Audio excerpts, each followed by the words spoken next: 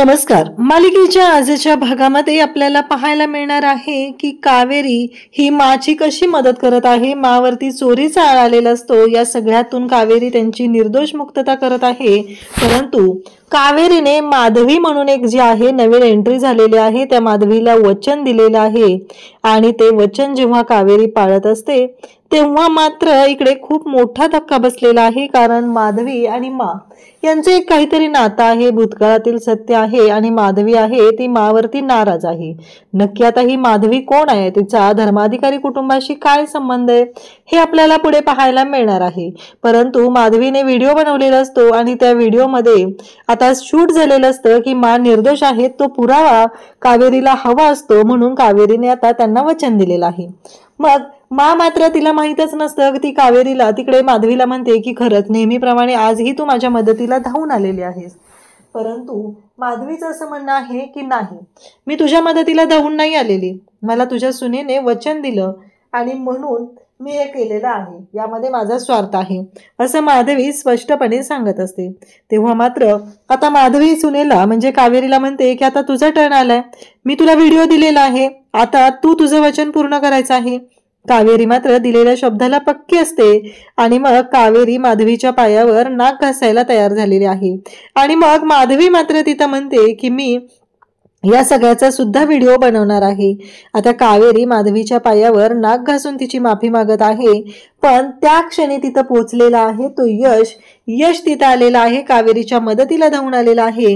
कावेरी माधवीच्या पायावर नाक ठेवणार असते त्याच वेळी यश न येऊन माधवीच्या पायावर हात ठेवलेला आहे आणि कावेरीचा मान जपलेला आहे. म्हणजे इकडे कावेरीने धर्माधिकारी घरावर लागलेला कलंक पुसण्याचा प्रयत्न करण्यासाठी स्वतःचा स्वाभिमान पणाला लावला, स्वतःचा सेल्फ रिस्पेक्ट पणाला लावला. परंतु इकडे यशने कावेरीचा स्वाभिमान जपलेला आहे. हे सगळं आपल्याला आजच्या या व्हिडिओमध्ये पाहायला मिळणार आहे. त्याचबरोबर यशने कावेरीला त्याच्या मनातील सत्य सांगितलेलं आहे. त्याचबरोबर त्याला कावेरीचा भूतकाळ माहिती आहे, या गोष्टी सुद्धा सांगितलेल्या आहेत. हे सगळं कशा पद्धतीनं होणार आहे आणि यामी तोंडावर कशी पडलेली आहे हे पाहायला मिळणार आहे. त्यासाठी हा व्हिडिओ शेवटपर्यंत पहा. त्याचबरोबर चॅनलवरती नवीन असाल तर चॅनलला सबस्क्राईब करा, व्हिडिओला लाईक करा. तर इकडे जेव्हा यश आहे तो आता ती चिठ्ठी काढून घेतो. मला काही दिसत नसतं, माझा चष्मा नसतो. यश ती चिठ्ठी वाचतो तेव्हा त्यालाही थोडासा धक्का बसलेला असतो, पण बऱ्यापैकी गोष्टी त्याला माहिती असतात. जर यामीने ती चिठ्ठी वाचली असती तर केवढा तमाशा झाला असता हे तर आपल्याला माहितीच आहे. परंतु यशने ती चिठ्ठी वाचलेली असते तेव्हा त्याच्यामध्ये स्पष्ट लिहिलेलं असतं की मी कावेरी सावंत म्हणजेच तुमच्या उदयदादाची बायको नाही, उदयदादाची बायको कावेरी धर्माधिकारी, तिची मी खूप जवळची मैत्रीण, हे सगळं त्याच्यामध्ये लिहिलेलं असतं. आणि जेव्हा यश हे सगळं वाचू लागतो तेव्हा मात्र यशला खरंच तिथं धक्का बसलेला असतो. मा म्हणत असतात काय रे, काय लिहिलंय? यामी पण म्हणते वाच की रे यश, म्हणजे मनातल्या मनात काय वाचत बसलेस तू, वाच मोठ्याने, आम्हाला पण कळू दे. तेव्हा यश ती चिठ्ठी वाचायला सुरुवात करतो. खरंच मा, मी कावेरी, मी तुमची खरंच ऋणी आहे. तुम्ही आज माझ्यावरती जो विश्वास दाखवलेला आहे त्या विश्वासामुळेच हे सगळं होऊ शकलेलं आहे. खरंच मी तुमची खूप आभारी आहे, कारण तुम्ही मला एक संधी दिली आणि आज तुमच्यामुळंच मी या संधीचं सोनं करेन. तुमच्या पावलांवर पाऊल टाकून हे सगळं सांभाळण्याचा मी प्रयत्न करेल, असं सगळं त्याच्यामध्ये लिहिलेलं असतं. आणि कावेरीचं ते बोलणं तो वाचत असतो. आणि त्याचबरोबर इकडे पाहायला मिळतं की यश हे वाचत असतो तेव्हा त्या चिठ्ठीमध्ये खरं तर वेगळंच लिहिलेलं असतं आणि यश जे वाचत असतो ते वेगळंच असतं. तेव्हा मात्र इकडे कावेरीला धक्का बसतो. इकडे कावेरीला ना खरंच कळत नसतं की हे सगळं काय आहे. आणि त्याचबरोबर कावेरी अगदी तिच्या डोळ्यातून पाण्याच्या धारा वाहू लागलेल्या असतात आणि ती रडत असते. तेव्हा यामी मात्र म्हणते की खरंच यश हेच लिहिलंय का रे त्या चिठ्ठीमध्ये, असे यामी बोलायला सुरुवात करते. तेव्हा यश म्हणतो मी काय माझ्या मनाचं वाचतोय का? तेव्हा मा हे सगळं ऐकते आणि मला खरंच बरं वाटतं. तेव्हा मा कावेरीकडे जाते. तेव्हा मात्र आता सगळ्यांना धक्का बसलेला असतो की माझी रिॲक्शन काय असणार आहे. मा कावेरीकडे जाते आणि कावेरीला पाहत असते. कावेरीला म्हणते की प्रयत्न खरंच खूप चांगला होता, चांगली गोष्ट आहे, तुझ्या मनापासून त्या गोष्टी करायची तुझी तयारी आहे ना, काही हरकत नाहीये, असं मा कावेरीला बोलत असतात. तेव्हा मात्र कावेरीला मा म्हणतात की एक गोष्ट लक्षात ठेव, अगदी मनापासून प्रामाणिकपणे प्रयत्न कर, सगळं व्यवस्थित होणार आहे. परंतु त्या गोष्टी जपल्याही तेवढ्याच पाहिजेत, असं सगळं बोलणं चाललेलं असतं. परंतु इकडे यश मात्र पाहत असतो आणि यामी आणि त्याचबरोबर इकडे पौर्णिमा यांची तोंड मात्र पाहण्यासारखी झालेली असतात. त्यांना खूप वाईट वाटत असतं की हे सगळं काय घडतंय, असं का घडतंय सगळं, असे प्रश्न पडलेले असतात. आणि त्याचबरोबर त्यांना ना खरं तर या सगळ्या जेव्हा गोष्टी घडत आहेत ना, तेव्हा मात्र त्या दोघींना रागच येत असतो. आणि त्याचसोबतच इकडे विद्याला मात्र भारी वाटत असतं. विद्या म्हणत असते की खरंच खूप चांगली गोष्ट आहे. आणि त्याचबरोबर या सगळ्या गोष्टीमुळं विद्या खुश झालेली असते, मलाही बरं वाटत असतं आणि त्याचबरोबर मा सुद्धा खुश झालेली असते. तेव्हा कावेरीला प्रश्न पडलेला असतो की यशने असं का केलं, म्हणजे यशने सगळं सत्य सगळ्यांच्या समोर आणू शकलं असता, तरीही यशनं ते केलं नाही. हा प्रश्न आता कावेरीला पडलेला असतो. आणि मग तेवढ्यातच पालखीचा आवाज येतो आणि मग मा आणि विद्या दोघीही म्हणतात, मा म्हणतात चल विद्या पालखी आली, पूजेची तयारी कर आणि घेऊन चल भरते ते सगळं.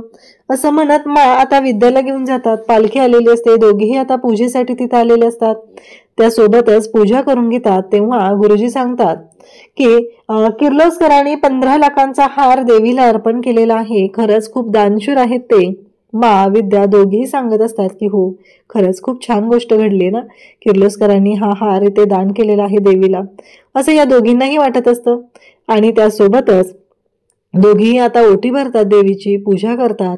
आणि त्यासोबतच इकडे पाहायला मिळतं ते म्हणजे मा सुद्धा खुश झालेले असतात. आणि त्यानंतर इकडे जेव्हा गोष्टी अशा पद्धतीने चालू असतात तेव्हा माच्या मनाधीनातही नसतं, पण मंदिरात मात्र वेगळंच घडणार असतं. इकडे यश निघालेला असतो, कावेरी चाललेली असते. यश आणि कावेरी समोरासमोर येतात आणि यश ऑफिसला निघत असतो. तेव्हा कावेरी यशचा हात पकडते आणि यशला म्हणू लागते की का का तुम्ही तसं केलं. तेव्हा यश म्हणतो म्हणजे, कावेरी म्हणते की त्या चिठ्ठीमध्ये वेगळं होतं आणि तुम्ही वेगळं वाचलं, असं का केलं. हा प्रश्न कावेरीने आता यशला विचारलेला असतो. तेव्हा यश म्हणत असतो की तुम्ही खरे आहात, मला तुमचा खरेपणा तुमच्या डोळ्यामध्ये दिसलेला होता. कारण तेव्हा कावेरी सांगू लागते की मी ना कावेरी सावंत, तुमचे उदयदादा आहेत ना त्यांची बायको नाहीये मी त्यांच्या बायको म्हणजे कावेरी धर्माधिकारीची मैत्रीण. आम्ही लहानपणापासूनच्या मैत्रिणी. पण जेव्हा अपघात झाला त्यावेळेस काऊने माझ्याकडून वचन घेतलं की चिकूला आईची माया दे, चिकूचा सांभाळ कर, त्याच्या बाबतीत काहीही चुकीचं घडू देऊ नको, अशा सगळ्या गोष्टी मला तिने सांगितल्या. त्यामुळं मला हे सगळं नाटक करावं लागत आहे. मला हे सगळं करताना खूप जड जात आहे, परंतु हे सगळं मला करावं लागतंय. याच्यामध्ये खरंच मला ना खूप गिल्टी वाटतंय, असं कावेरी सांगत असते. तेव्हा मात्र यश म्हणतो की हो मला माहिती आहे हे सगळं. आता इकडे गुरुजींनी सांगितलेलं असतं की हा जो हार आहे तो किर्लोस्करांनी दिलेला आहे, खूप सुंदर असा तो दागिना आहे, असं त्यांचं बोलणं असतं. आणि मा मात्र तिथं असतात, देवीला नमस्कार करत असतात. खूप चांगली गोष्ट आहे, म्हणजे एवढी दानशूर लोक आहेत. त्याच वेळी एक एंट्री झालेली असते आणि व्हिडिओ काढत त्या आतमध्ये येत असतात. तेव्हा सगळेजण त्यांच्याकडे पाहत असतात. इकडे कावेरी आणि यश बोलत असतात. यश म्हणत असतो की हो मला माहिती आहे खरं सत्य काय आहे ते. कावेरी रडत असते. कावेरी म्हणत असते की हो त्यावेळेसच मला ना काऊने माझ्याकडून वचन घेतलं, त्यामुळे मी या वचनामध्ये अडकली गेली.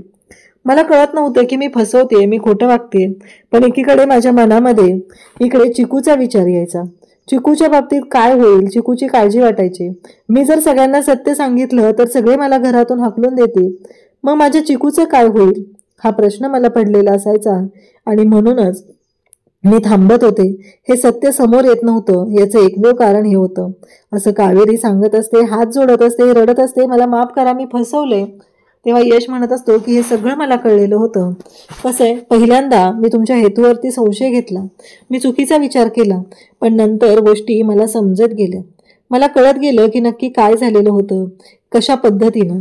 कसं आहे, सुरुवातीला मला संशय होता, मी त्यावेळेस प्रयत्नही केले, पण तुमचा चांगुलपणा मात्र माझ्या समोर येत होता. आता निशाच्या लग्नाच्या वेळेस स्वतःच्या जीवाची जराशीही पर्वा केली नाही.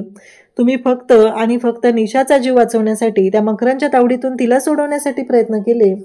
हे सगळं बोलणं चालू असतं आणि कावेरी रडत असते तेव्हा यश मात्र कावेरीच्या तोंडावरती बोट ठेवतो आणि तिला म्हणू लागतो की नाही, हे सगळं करायची गरज नाहीये. खरं सांगतोय, कारण तुमच्यावर, तुमच्या चांगुलपणावर, तुमच्या प्रामाणिकपणावर माझा विश्वास आहे. आणि तुम्ही जे काही केलेलं आहे ते तुमच्या फायद्यासाठी नाही केलेलं, तर तुम्ही जे काही केलेलं आहे ते या घरासाठी केलंय. आत्तापर्यंत तुम्ही फक्त आणि फक्त या घरासाठीच करत आहात, या घराचाच विचार केलेला आहे, असं तो बोलत असतो. कावेरी हात जोडत असते. यश तिचे हात जोडलेले तसेच खाली घेतो आणि तिला म्हणू लागतो की नाही, हात जोडायची गरज नाहीये, असं त्याचं म्हणणं असतं. तेव्हा मात्र कावेरीच्या डोळ्यातनं पाणी येत असतं. यश अगदी प्रेमाने कावेरीच्या डोळ्यातलं पाणी पुसतो. हाताने त्याच्या ते अश्रू गालावर ओघळलेले असतात ते पुसतो. तेव्हा मात्र कावेरीला खूप बरं वाटतं. आणि मग यशचं लक्ष कावेरीच्या हाताकडे जातं. त्याच्या लक्षात येतं की कावेरीला काहीतरी लागलेलं आहे. आणि मग यश विचार करू लागतो. आणि त्याचबरोबर इकडे आपल्याला पाहायला मिळतं की जेव्हा या सगळ्या गोष्टी घडत असतात तेव्हा मात्र इकडे यशलाही प्रश्न पडलेला असतो. आणि मग यश म्हणत असतो की नाही, मला काहीतरी वेगळा विचार केला पाहिजे, असं यशच्या डोक्यात सुरू झालेलं असतं.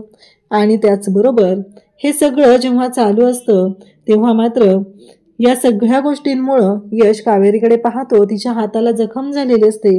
मग यश त्याच्या खिशातला जो रुमाल आहे तो काढतो आणि कावेरीच्या हाताला बांधू लागतो. परंतु जेव्हा यश तो रुमाल कावेरीच्या हाताला बांधत असतो तेव्हा कावेरीचं लक्ष त्या रुमालाकडे जातं. कारण त्या रुमालावरती जी गोष्ट असते ती पाहून कावेरीला खरं तर धक्का बसलेला असतो. कारण त्या रुमालावरती असं काहीतरी आहे जे वाय अक्षर आहे. याच्या आधी प्रत्येक वेळेस ते वाय अक्षर कावेरीच्या समोर आलेलं आहे.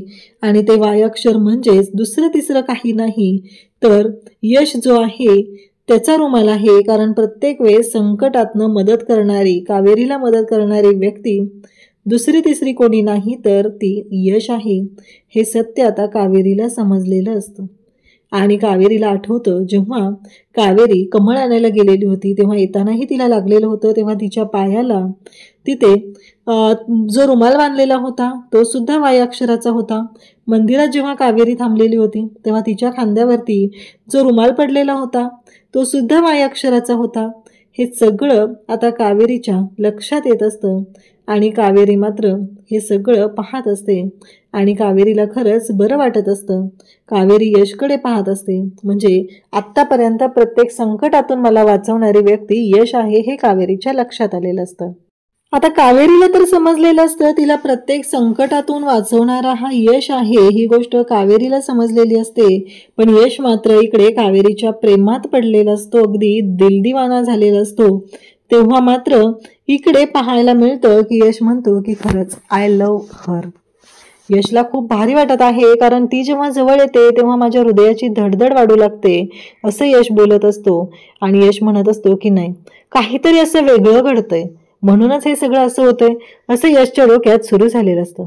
इकडे मा विद्या दोघेही मंदिरात आहेत, पूजा करत आहेत. आणि त्याचवेळी माला सुद्धा खूप बरं वाटत आहे. आणि त्याचवेळी तिथे माधवी आलेली असते. माधवी एक नवीन एंट्री झालेली आहे. माधवीच्या जवळ मा येतात आणि तिच्याशी बोलू लागतात. तेव्हा माधवी मात्र काहीच बोलत नाहीये, शांतपणे बाजूला निघून जाते. तिला माशी बोलायचंच नसतं. आता माधवी नक्की कोण आहे, म्हणजे तिची एंट्री का झाली आहे आणि तिचं आणि माचं काय नातं आहे हे आपल्याला पुढे पाहायला मिळणार आहे.